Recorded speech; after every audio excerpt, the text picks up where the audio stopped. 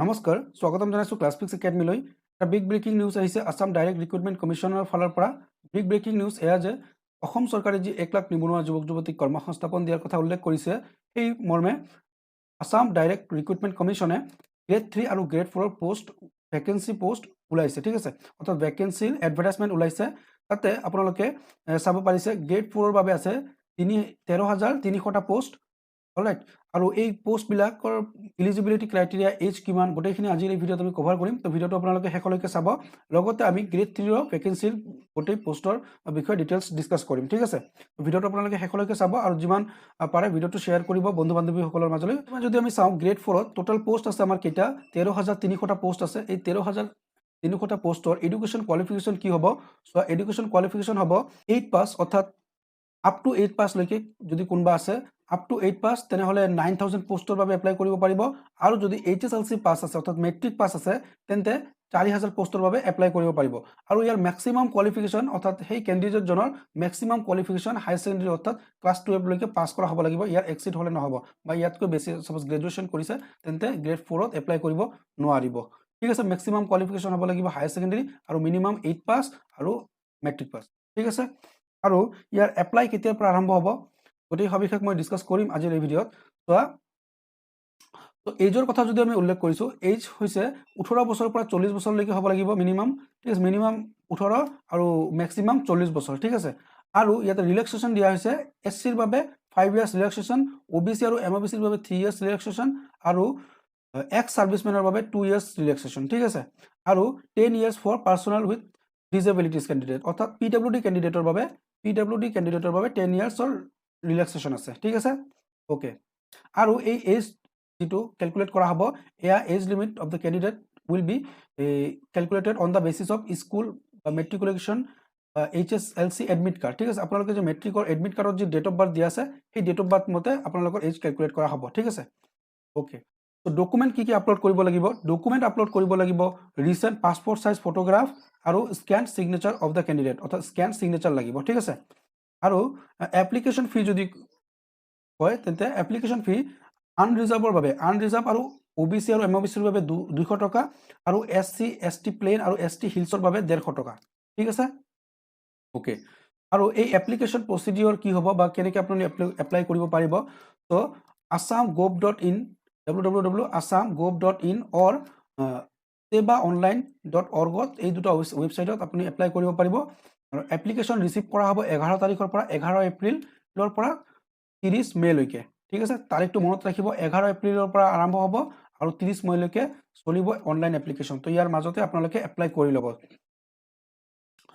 তো সিলেকশন প্ৰসিডিউৰ কি হ'ব সিলেকশন প্ৰসিডিউৰ দুটা ষ্টেজত হ'ব ৰিটেন টেষ্ট হ'ব আৰু ইন্টাৰভিউ হ'ব ঠিক আছে মনত ৰাখিব ৰিটেন টেষ্ট হ'ব আৰু ইন্টাৰভিউ হ'ব তো দুটা প্ৰসিডিউৰত সিলেকশন হ'ব তা দুটা লেভেল পাৰ কৰিব লাগিব তাৰ পিছত ইয়াতে কন্ডিশনস বিলাক দিয়া আছে আপোনালোকে ধুনিয়াকৈ পঢ়ি ল'ব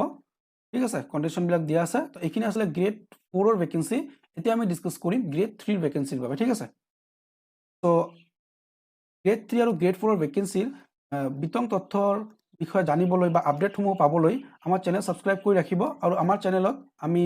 ডিএইচএস ডিএমই তাৰ পিছত ডিএইচএস এছএফডব্লিউ আৰু আয়ুষৰ অনলাইন ক্লাস কৰাই আছো অনলাইন চলি আছে আমাৰ ক্লাস তো সেই ক্লাসসমূহ জয়েন কৰিব পাৰে আপোনালোকে আমাৰ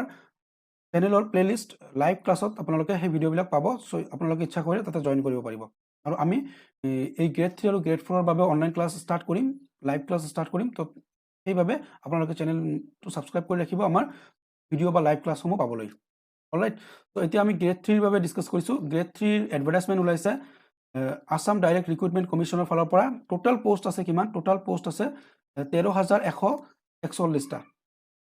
ঠিক আছে 13141টা গ্ৰেড 3 পোষ্ট আছে টেন্টেটিভ বুলি কৈছে এক্সাক্ট নহয় টেন্টেটিভ বুজাইছে ঠিক আছে তো ইয়াতে ক্যাটাগৰী 1 ত আছে ক্যাটাগৰী 1 ত 8331টা পোষ্ট আছে তাৰ পিছত ক্যাটাগৰী 2 ত ৰাখিছে 3690টা পোষ্ট আৰু ক্যাটাগৰী 3 ত ৰাখিছে 1120টা পোষ্ট ঠিক আছে ইয়াতে ম্যাক্সিমাম কোৱালিফিকেশ্যন দিয়া আছে ক্যাটাগৰী 1 ৰ বাবে ব্যাচেলৰ ডিগ্ৰী হ'ব লাগিব আৰু কম্পিউটাৰৰ 6 মান্থৰ ডিপ্লোমা থাকিব লাগিব আৰু ক্যাটাগৰী 2 ৰ বাবে এইচএসএলসি অৰ্থাৎ হাই সেকেন্ডাৰী 10+2 হ'ব লাগিব আৰু ল্যাবৰেটৰী এসিস্ট্যান্ট তাৰ পিছত section assistant photography assistant candidate তাৰ পিছত candidates with HSLC or equivalent science stream only ঠিক আছে science system only can apply ইয়াতে HSLC যদি হয় HSLC হয় অর্থাৎ 10+2 হয় তেন্তে অনলি সায়েন্স সিস্টেমৰ ষ্টুডেণ্টে এপ্লাই কৰিব পাৰিব ঠিক আছে আৰু কেটাগৰী 3 হৈছে কেটাগৰী 3 HSLC অৰ্থাৎ মেট্ৰিক পাছৰ ষ্টুডেণ্টে এপ্লাই কৰিব পাৰিব অৰ ইকুইভেলেন্ট ঠিক আছে অলৰাইট এতিয়া এপ্লিকেশ্যন কেতিয়াৰ পৰা আৰম্ভ হ'ব বা এজ ৰিলেক্সেশ্যন কি বা এজ ক্ৰাইটেৰিয়া কি গোটেই আমি এতিয়া আলোচনা কৰিম সো এজৰ কথা যদি আমি চাওঁ এজৰ মিনিমাম এজ হ'ব লাগিব 18 ইয়াৰ্ছ আৰু মেক্সিমাম এজ হ'ব পাৰিব 14 ইয়াৰ্ছ ঠিক আছে মিনিমাম এজ 18 ইয়াৰ্ছ আৰু মেক্সিমাম 40 ইয়াৰ্ছ আৰু চোৱা ৰিলেক্সেশ্যন যদি কয় তেন্তে ৰিলেক্সেশ্যন হৈছে SCৰ বাবে 5 ইয়াৰ্ছ OBC আৰু MOBCৰ বাবে 3 ইয়াৰ্ছ আৰু এক্স সাৰ্ভিসমেনৰ বাবে 2 ইয়াৰ্ছ আৰু PWD ক্যান্ডিডেটৰ বাবে 10 ইয়াৰ্ছ ঠিক আছে ইয়াৰ গ্ৰেড 4 ৰ নিচিনাই সেম আছে এক্স্যাক্টলি ঠিক আছে আৰু কি ডকুমেন্টস আপলোড কৰিব লাগিব ইয়াতে recent size passport photograph upload কৰিব লাগিব আৰু স্ক্যান সিগনেচাৰ আপলোড কৰিব লাগিব ঠিক আছে অলৰাইট আৰু এপ্লিকেশন ফি কিমান হ'ব এপ্লিকেশন ফি হ'ব 350 টকা আনৰিজাৰ্ভ আৰু OBC আৰু MOBCৰ বাবে আৰু 250 টকা হ'ব SC ST আৰু ST হিলৰ বাবে ঠিক আছে SC ST প্লেন আৰু ST হিলৰ বাবে 250 টকা ঠিক আছে আৰু এপ্লিকেশন কেতিয়াৰ পৰা আৰম্ভ হ'ব বা কোন ওয়েবসাইটত আপোনালোকে এপ্লিকেশন কৰিব পাৰিব তো এপ্লিকেশন কৰিব পাৰিব আপোনালোকে sebaonline.org ত আপোনালোকে এপ্লিকেশন কৰিব পাৰিব আৰু assam.gov.in ত এপ্লিকেশন কৰিব পাৰিব ফ্ৰম 11 এপ্ৰিলৰ পৰা ঠিক আছে 11 এপ্ৰিলৰ পৰা আপোনালোকে এপ্লিকেশন কৰিব পাৰিব আৰু এপ্লিকেশন চলিব কেতিয়ালৈকে 11 এপ্ৰিলৰ পৰা আপোনালোকৰ 30 মে লৈকে ঠিক আছে অলৰাইট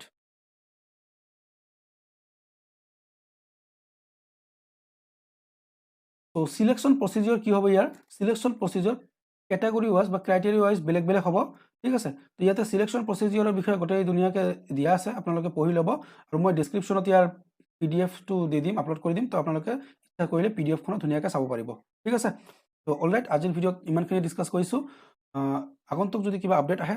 আপোনালোকলৈ আগবঢ়াম তো আমাৰ ভিডিঅ' যদি ভাল লাগিছে তেন্তে নিশ্চয় লাইক কৰিব আৰু আমাৰ চেনেল সাবস্ক্ৰাইব কৰি বেল আইকন প্ৰেছ কৰি ৰাখিব আমাৰ আগন্তুক আপডেটসমূহ পাবলৈ Thanks for watching ClassFix Academy.